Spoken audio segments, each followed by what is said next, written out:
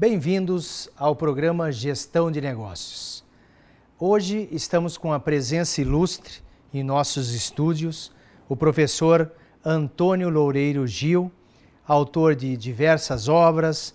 O professor passou um bom tempo na Universidade de São Paulo, na USP, depois veio prestigiar o nosso estado do Paraná, trabalhando na Universidade Federal do Paraná, graduado em administração, um grande administrador, que ao longo da sua carreira profissional começou na Marinha. Sim. E dando sequência às atividades que desenvolvia na Marinha do Brasil, acabou ingressando na área de sistemas Sim. de informação, tecnologia da informação, na área de gestão, a área que atua até hoje, inclusive girando o Brasil, orientando nutricionistas, orientando bombeiros, orientando profissionais das mais diversas áreas sobre a arte e a prática de gestão no dia a dia das organizações. Certo. Seja bem-vindo, meus sinceros agradecimentos por estar conosco aqui em Umuarama, professor. Muito obrigado.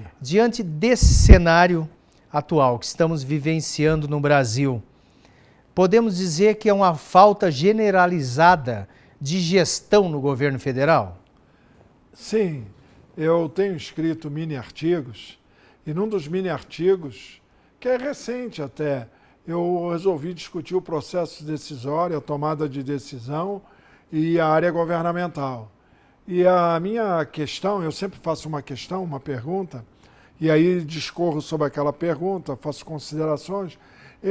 A minha pergunta é, o problema do governo brasileiro é econômico? O problema do governo brasileiro é político? O problema do governo brasileiro é sobre gestão? E aí eu começo a dizer que o problema do governo brasileiro é gestão. E por parte das empresas, professor, nesses momentos de crise, qual é a orientação do senhor aos gestores, do pequeno empresário ao grande empresário, que vivenciamos mudanças de paradigmas, mudanças de cenários econômicos? A gente presencia empresas, como se diz, concorrendo com o comércio eletrônico. Então, Sim. o comércio eletrônico veio para ficar, Sim. enquanto os outros indicadores apresentam queda. O comércio eletrônico tem uma previsão deste ano de aumentar em 8%. Sim. Então, em momentos de crise, qual é a orientação para os empresários, do pequeno ao grande empresário? Olha, eu podia te dizer que a minha resposta, para mim, né, no meu ponto de vista, é relativamente fácil. Porque, inclusive, eu estou trabalhando para uma organização que está com esse tipo de situação, vamos dizer assim. E o que ocorre em momentos de crise é que a primeira coisa que se pensa é em cortar custo. Cortar custo, cortar custo. E eu tenho dito lá para os colegas lá, para os quais eu estou trabalhando, que do jeito que vai, do jeito que eles estão cortando custo, eles vão acabar apagando a luz. Não basta cortar custo.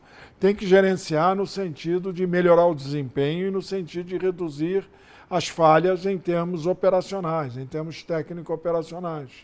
Então, eu acho que a parte de custo é importante, a parte financeira é importante, mas não basta atentar só para a parte financeira, precisa atentar para a parte do negócio. Descobrir novas vocações, inovar. Por exemplo, eu tenho debatido muito, principalmente em termos acadêmicos, que não basta o compliance.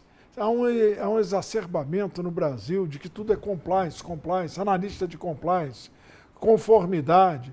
Mas, na realidade, não é só com o compliance, com a conformidade que a gente vai fazer a empresa crescer. Nós vamos fazer a empresa crescer com a mudança, com a inovação e com a customização, com a disseminação daquilo que de melhor nós estamos conseguindo desenvolver por toda a organização.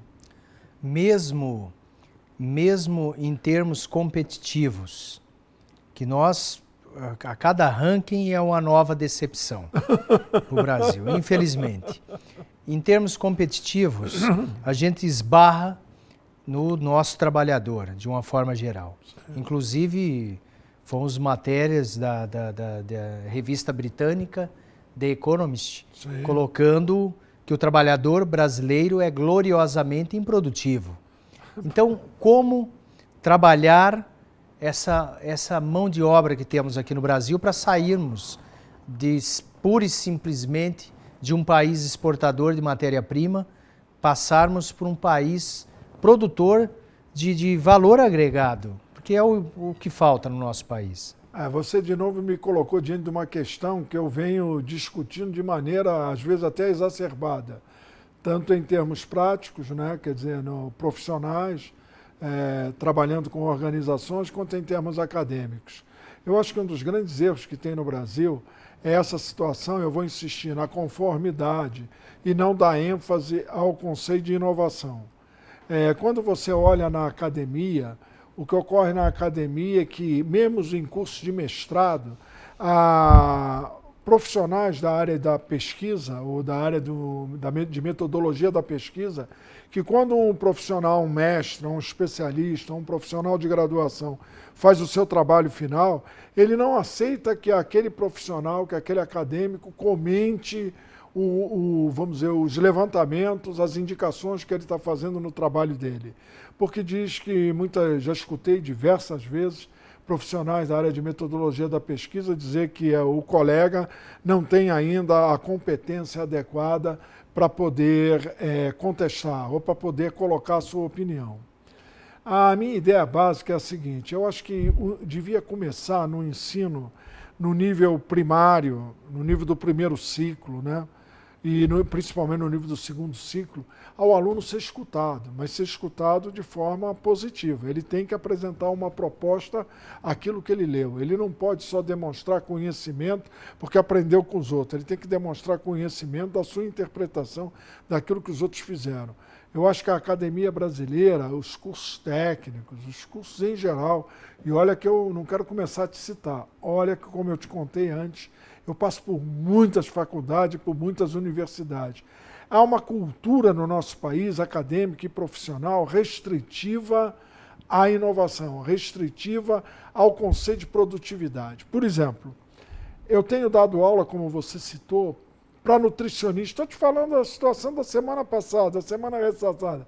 Para profissionais formados em gastronomia, profissionais formados em publicidade, engenheiros. A maioria não sabe o que é produtividade. Ele não sabe que produtividade é eficácia sobre eficiência, é produto sobre processo, é benefício sobre custo, é resultado sobre esforço.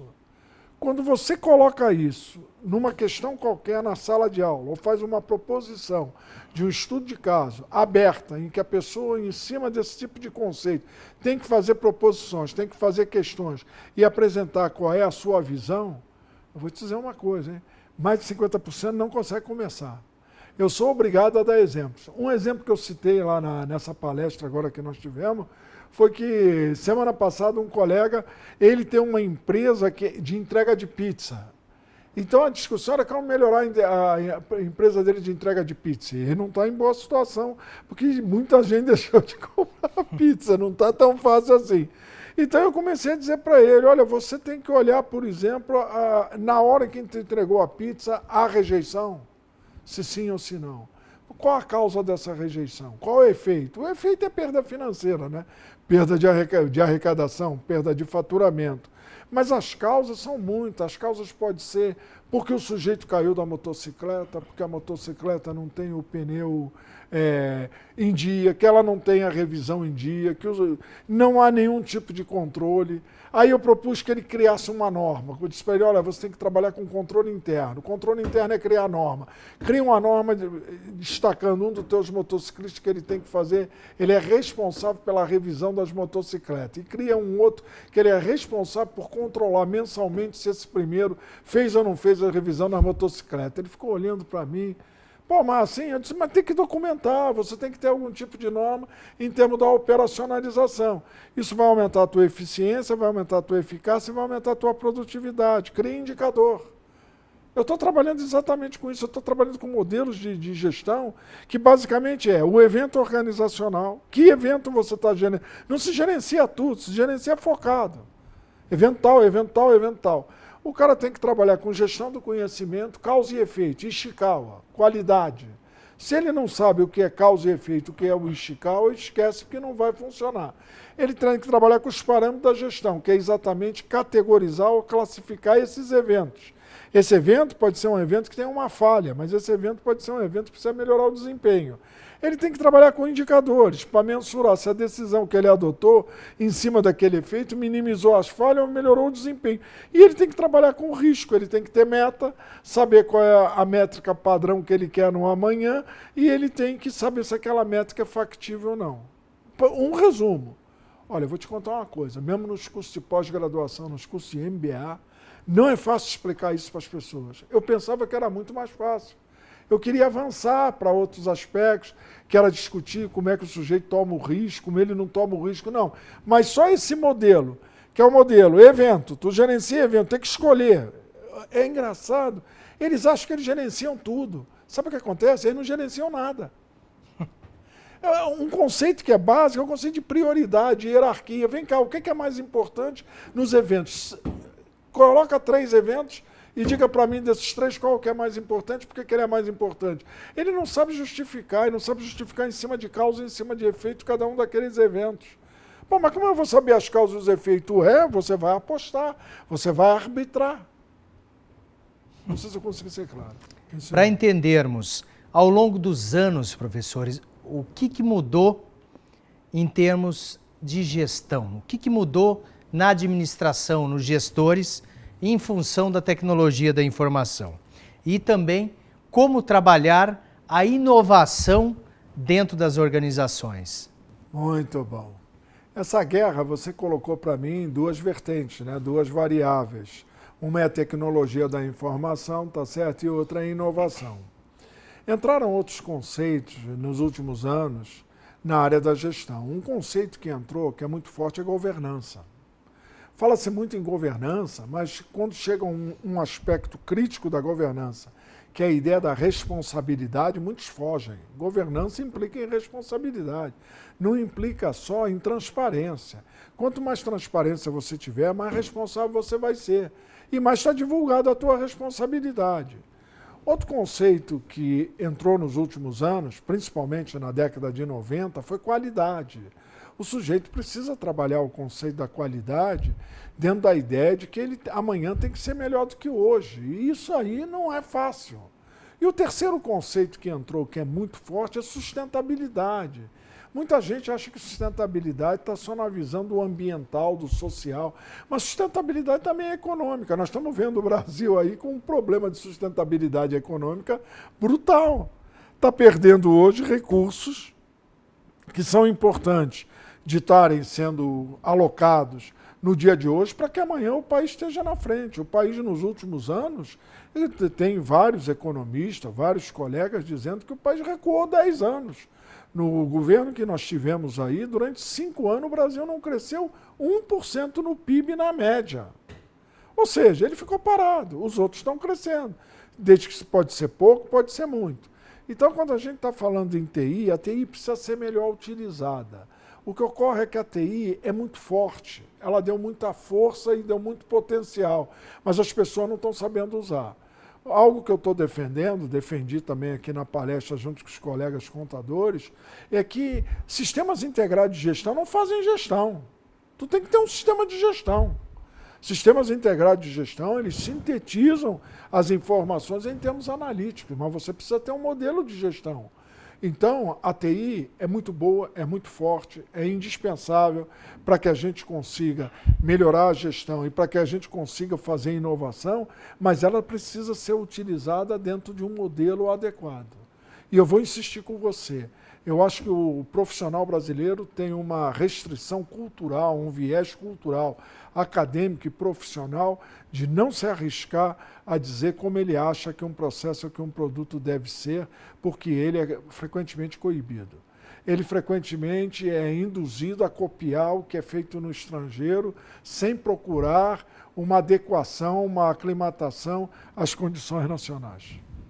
Isso, retornando à nossa conversa do bloco anterior, é um problema por parte das escolas de negócio, professor? Quer dizer, há uma falha, não só lá no fundamental, mas das escolas de negócio, ou o currículo está muito engessado na área de contábeis, na área de administração, na área de sistemas, que não está permitindo este avanço necessário? É porque nós no Brasil, de certa forma, nós somos um povo humilde.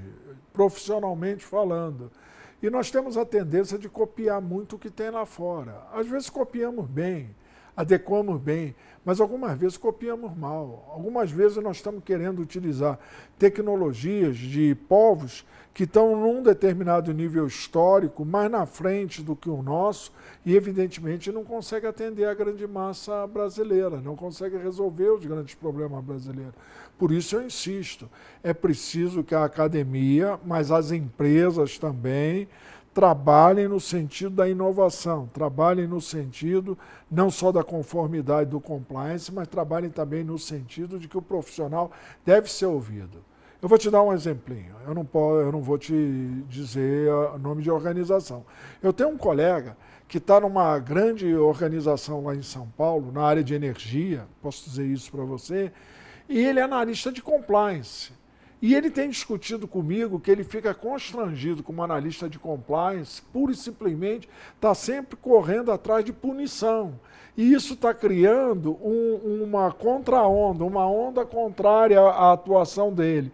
E eu estou insistindo com ele que o analista de compliance não é só em termos de punição, em termos de conformidade, ele também tem a responsabilidade de identificar as boas ideias, as boas sacadas, as boas sugestões, a inovação que está vindo daquela pessoa com a qual ele está trabalhando compliance. Tanto que eu estou dando hoje uma disciplina no MBA que é controle interno. A primeira coisa que eu disse na sala de aula foi o seguinte: olha, o controle interno muda. E o controle interno muda pela inovação. O controle interno, digo para eles, nunca está atualizado porque na realidade veio uma mudança e as normas, os contratos. Eu posso te falar em termos de contrato. Eu dei um curso numa universidade muito conhecida no país, principalmente lá em São Paulo, em que eu fui discutir gestão de projetos e eles pediram para que eu discutisse gestão de contratos. O contrato é alguma coisa dentro do controle interno, mas na realidade os contratos mudam. Se você quiser ficar replicando sempre o mesmo contrato, você há de convir que não vai funcionar. Tiveram alguns colegas de 40, 50 anos, que estavam assistindo a parte. Olha, você falou umas coisas aí, eu até adotei lá na minha organização. E sabe que funcionou? Por exemplo, eu tenho que mudar muito por causa do conceito preditivo, o conceito de predição. A gente não pode trabalhar fazendo gestão sempre no conceito da correção, tem que ser no conceito da predição. Se voltarmos lá à tua primeira pergunta do governo federal, o governo federal é um desastre em termos de prevenção. A gente vê que o governo federal dispara um determinado projeto e o grande mote dele é que se não cumprir, se não funcionar, eles vão punir alguém. Não adianta você punir alguém se na realidade não funcionou, você tinha que resolver o problema. E tem um outro aspecto que é muito duro, a coisa mais difícil quando você parte para o conceito de prevenção, detecção e correção é a detecção. Detectar no momento oportuno. Nós estamos vendo isso aí no país. Quando a gente olha esses escândalos de corrupção, o maior problema do Brasil não é corrupção, o maior problema do Brasil é má gestão. Essa que é a realidade. Com uma gestão razoável, a corrupção não teria chegado no ponto que chegou, seria sido detectado mais cedo. Mas detectar é complicado, é complexo. Mas precisa entrar lá na sopinha de conceitos, prevenção, detecção e correção. Porque na hora que você aplica isso em cima de controle interno, na hora que você aplica isso em cima de compliance, você entra com o conceito de inovação. A prevenção estimula a inovação, a detecção rápida estimula a inovação e a correção também. Mas eu não posso contar só com a correção como um antídoto para uma má gestão. De tantas obras, professor, que o senhor já produziu e continua produzindo, livros como Auditoria de Gestão, Sistema de Informação e tantos outros. E o senhor está próximo de lançar uma nova obra no mercado. É verdade. E o que o senhor poderia adiantar dessa obra para o nosso... Essa obra, a ideia é a seguinte, eu escrevi há 3 anos atrás, para a editora Saraiva, acho que não há nada de errado em citar, junto com os colegas Arima e Nakamura, dois colegas de origem japonesa, nós escrevemos um livro chamado Gestão, Controle Interno, Risco e Auditoria. Só que essa parte de auditoria ficou fraca demais. Então eu e o colega Arima estamos escrevendo atualmente um livro que é a Auditoria da Gestão e da Operação do Negócio com TI, porque hoje não tem negócio sem TI. Até o bar ali da esquina tem TI, qualquer coisa tem TI. Então, nós somos obrigados a discutir como a gente vai fazer uma verificação, testar e provar se a gestão está sendo feita de maneira adequada, tá certo? Se a gestão está utilizando o controle interno de maneira adequada e se a operação, o processo produto está funcionando adequadamente e tem que ser com TI. E ao longo dos anos, vem melhorando os controles internos, a utilização de ferramentas adequadas ou mais adequadas, ou continuamos assistindo à importação de modelos que acabam não trazendo benefícios para as nossas empresas? Pois é, o engraçado nessa ideia de importação de modelos é que vem um modelo, ele mal chegou a se implantar, já vem outro. Atropelando, parece uma onda em cima da outra, né? Atropelando. E a grande massa não consegue nem cumprir o modelo anterior. Eu acho que o controle interno tem evoluído, principalmente se você trabalhar o controle interno com uma ferramenta para qualidade, principalmente se você trabalhar o controle interno como uma ferramenta para auditoria. Mas quando você vem com o controle interno para trabalhar como uma ferramenta para sustentabilidade, não. Porque a sustentabilidade muda. A sustentabilidade é não esgotar hoje ou recuperar hoje os recursos que vão ser necessários para o amanhã. Só acontece que o controle interno ele tem sempre aquele viés do que vem acontecendo e não do que vai acontecer. Então, para o nosso empresariado, o que ele precisa é começar avaliando os seus controles e documentar. Precisa documentar, isso aí é fundamental. E os procedimentos. Então, organização, sistemas e métodos, sim, mais atual do que nunca. Não tem nem dúvida. Porque muitos olham o OSM e falam, não, isso não se usa mais. Realmente, quer ver fluxo de processo, fluxograma, organograma, como funciona a organização, porque é aquela história, você está administrando o quê? Você está administrando e se você perguntar o que você está cuidando hoje nesse momento de crise, muitos não têm a resposta, porque não está documentado. Exatamente. E não estão usando as ferramentas que têm à disposição, porque um computador é uma ferramenta com o software que tem nele instalado, que você pode usar um Excel e ter no Excel uns controles necessários à tua atividade, se é uma pequena empresa, uma microempresa. Mas aí vem o segundo passo, aí vem o segundo momento, que é tomar decisão. A tomada de decisão está baseada nessas ferramentas, nesse conhecimento todo e tal. Mas a tomada de decisão precisa ter um processo produto decisório. Isso eu tentei transmitir para os colegas aqui. Eu tenho certeza que 99% deles não entendeu. Mas eu, pelo menos, fui honesto e tentei transmitir para ele. O incrível é que a gente fala com profissionais de outras áreas, de administração, mesmo de engenharia, mesmo na área de medicina, e eles não têm ideia. Eles sempre acham que decisão é decisão em cima da técnica. Não, decisão é aquilo que está por vir. É uma visão do amanhã, é um cenário do amanhã, que não necessariamente incorpora aquela técnica que ele está trabalhando hoje. Eu posso te dar exemplos fáceis quanto a isso aí. E o exemplo mais fácil eu vou voltar a insistir. Eu tenho divulgado, discutido muito a ideia do esticar. Você precisa saber quais as causas do amanhã e os efeitos do amanhã. Então você tem os eventos contingentes. Que evento que vai ocorrer amanhã? Qual é o evento que vai desestabilizar o cenário que tu está montando no amanhã? Aí o sujeito pergunta assim, mas como eu posso saber isso aí? Aí eu posso te citar, existe um livro de um colega que é o Peter Bernstein, que é um colega que já morreu, é um livro internacional. Ele morreu há 3 anos, é um livro chamado Desafio aos Deuses. Eu vendo muito mais o livro desse profissional do que os meus. O livro dele é um livro sobre risco. O subtítulo do livro dele é A Fascinante História do Risco. E ele diz o tempo inteiro lá, olha, esquece o passado, o que interessa é o que vai ocorrer no futuro. Aí vem os conceitos de não recorrência, ou seja, muitas transações do passado não vão ocorrer no amanhã. Mas o sujeito está projetando isso aí. Isso, por exemplo, na área de contabilidade é fantástico. O cara pega os balanços anteriores, pega aqueles índices e projeta. Olha, é o seguinte, mas para amanhã vai fechar a filial 1, a filial 35 e a filial 44. Tem que escoimar isso aí, sem que é não recorrência. Não recorrência é retirar aquelas transações que você tem convicção, tem certeza, porque você mesmo resolveu fechar aquela determinada filial e tirar ela das suas projeções. E você tem o conceito de acaso. O conceito de acaso é quais? Aquelas que você vai inaugurar. Parece um conceito muito fácil, muito simples. Não, são complicados na hora de aplicar. E vou voltar à ideia da inovação, vou voltar à ideia da academia, à ideia das empresas, que não deixam muitas vezes os profissionais se manifestar. O sujeito tem receio de emitir opinião.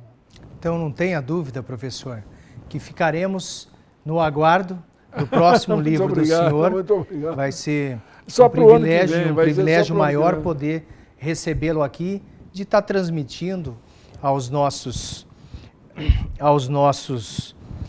ouvintes Sim. um pouco sobre a história e os conceitos usados na área de gestão. Termina aqui nosso programa Gestão de Negócios. Escreva para nós através do nosso e-mail tv@unipar.br. Encaminhe suas dúvidas, sugestões e críticas. Obrigado pela audiência.